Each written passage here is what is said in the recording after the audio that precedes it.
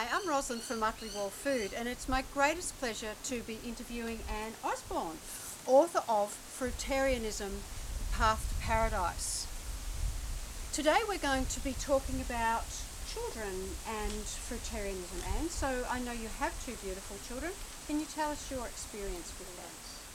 I've personally chose to bring up my children on a fruit-based diet, so the vast majority of their diet was raw, fresh, juicy fruit.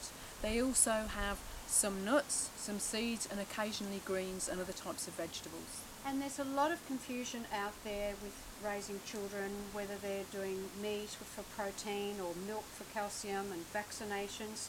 So if we can just go through that and get your opinion on a couple of those items.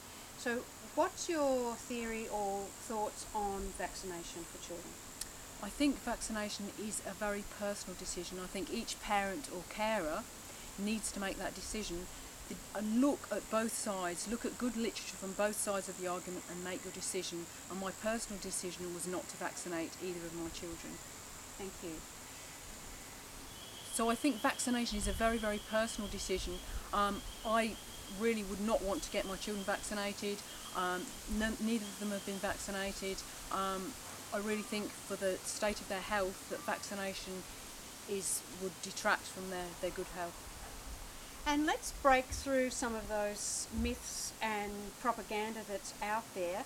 And again, mums only want to do the best for their kids. This is, in no way are we presenting something to be critical of the way parenting is going on these days. I think there's enough for parents to worry about without anything else. But can I ask you then, what's your opinion and your thoughts on protein?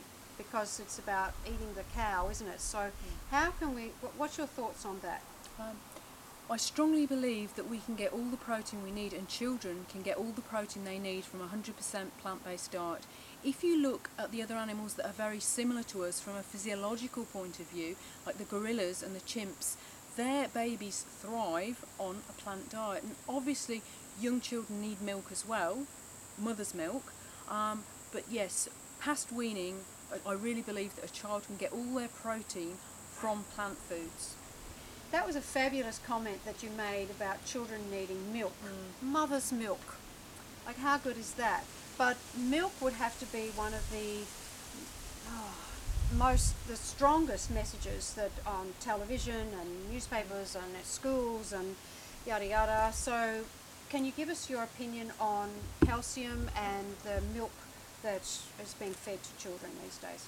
I think it's very important that children have milk in their diet, but that is mother's milk. I think children need milk for the first 3.5 to 4 years of their lives. And if we look at other cultures where they long-term breastfeed, they will breastfeed each child for up to 4 years. And a lot of those cultures do not have domesticated animals, and they will breastfeed then for 3.5 to 4 years. And the cases that I've noticed where vegan children are failing to thrive is because they are not long-term breastfed. Okay. So I think this is a vital point, that if someone is considering bringing up a child on a raw vegan diet, you have to ask yourself, am I prepared to long-term breastfeed? I don't think children need any other milk apart from mother's milk, but I do think they need mother's milk for those first few years. And I think you've covered that beautifully about the breastfeeding and children requiring mother's milk. Can you follow up with perhaps some information about children's teeth? And because there's been some myths and stories and different people giving their opinions on fruitarianism and dental health for children and for adults. So what's your theory on this? I think there's no reason why, if you're getting a good raw vegan diet, that diet shouldn't contain all the nutrients needed for healthy teeth. But that means really good quality produce, and I think this is something that's very difficult today.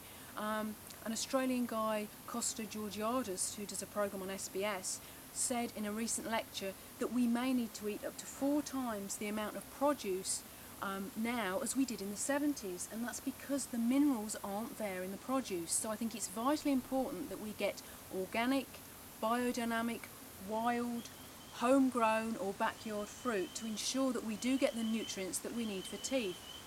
If good quality produce is eaten and the teeth are cleaned properly, there's no reason why a child brought up on a raw food diet shouldn't have good teeth. My older boy is 20. He was on a raw food fruitarian diet until he was 14, and his teeth are perfect. He's never had a filling. And a lot of people these days have a lot of hang-ups about food, and they eat through, because it's someone's birthday, or because they're, having an emotional upset, or they're distressed, or there's a lot of emotional attachment to food.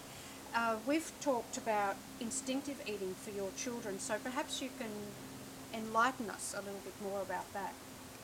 I think when children are brought up on a natural diet and they don't have such set meal times, but they're allowed to eat when they want, they tend to eat very instinctively, and they'll have the food that they want to eat, the food they're attracted to, and I often think that the food they're attracted to is the food that they need at that time. And children often will have higher fat foods, so they'll like the durian, the avocados, because they're growing and they need that higher fat percentage.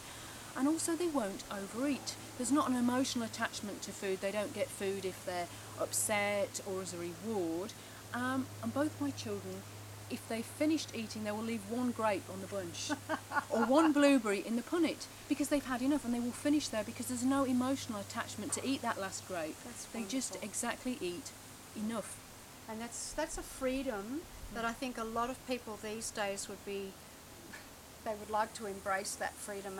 And this is part of the reason that we're doing these videos, is help to educate people about fruitarianism, vegetarianism, veganism. Let's cut through some of those rules and regulations. And I know you've put some great information into your book.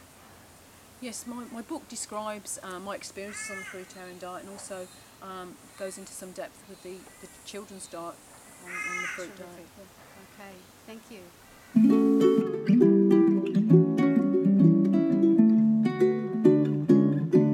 Life just got sweeter